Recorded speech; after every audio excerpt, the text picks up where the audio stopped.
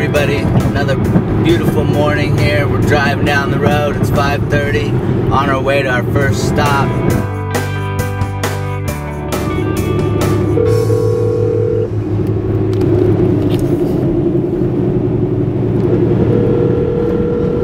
Making the big phone call to Cesar and see where Tyler and Cesar are at this morning. Cesar! Hey! Tyler! Hey, buddy! How'd you do? We're good, man. We just hit the 280. Perfect. Out of Woodside, so. Alright, sounds good. We'll stay meeting at Mariano's. I'll meet you there. Okay. Alright, just call us. We have both of our phones on. It's changed. Alright, perfect. Okay, man. Bye. Drive safe.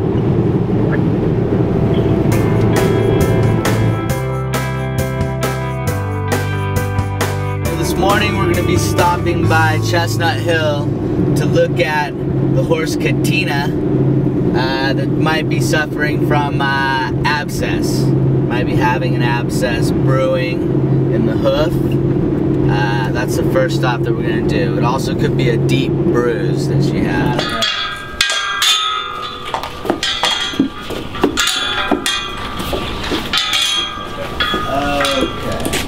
So, we're here to check this horse for lameness. They've already let me know that it was right front, and the employees here, Ricardo and Katie, just pointed out a spot on the hoof. It looks like the horse overreached.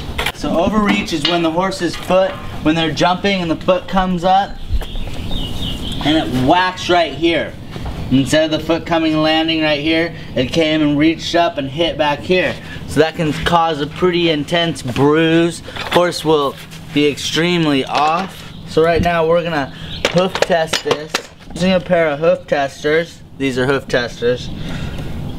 You want to, at first, a very mild squeeze. You don't want to go crazy and really squeeze too hard or they will react. So right now I'm kind of desensitizing, seeing if there's anything staring us in the face. She's a little, but now I've desensitized. Now I can come and really push on it hard and really try to find something. So see, now we'll come and test. This is over the navicular area, coffin joint. She's a little sensitive over the coffin joint area.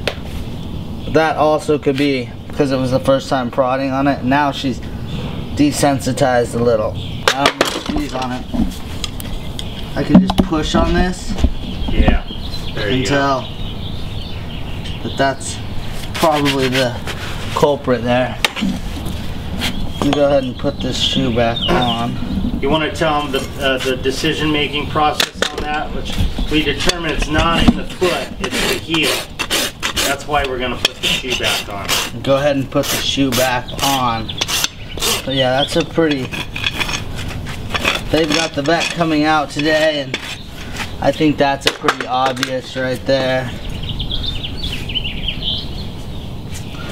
Now we'll nail this shoe back on. You know what? Flip the inverter on. Wire wheel this. It's all rusty.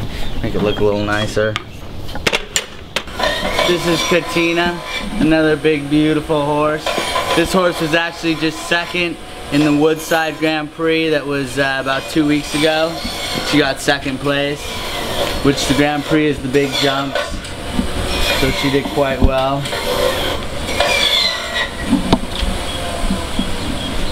This shoe back on because I don't feel like it's in this area in the hoof. I feel like it's up high up in here. There's just a little bit of sensitivity through here. But I think that could have been trauma from her hitting herself here. I think it could have caused actual pain throughout the whole part. So we're going to put this shoe on so the horse's foot doesn't get all broken up and beat up. Walk down past the white pole and then jog it back. When you jog, make sure you're running, looking where you're going, keeping your arm out. Don't be looking back at the horse or the horse won't walk.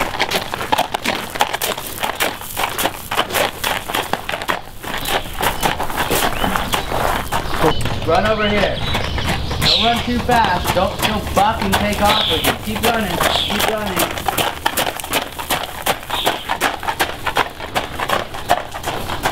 That's good.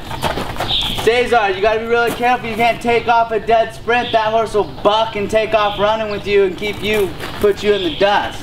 So you just wanna run just a little faster, a little faster. There you go. It's almost like running at a walk. Horse is looking, around watching the horse go. She looks pretty good. Ears are forward. We're looking pretty good. All right, Cesar.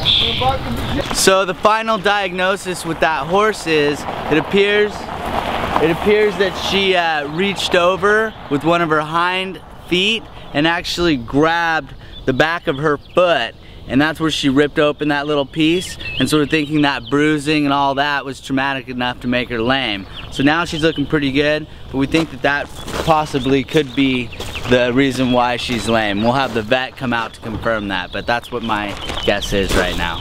Cool. All right. Good morning. How are you doing?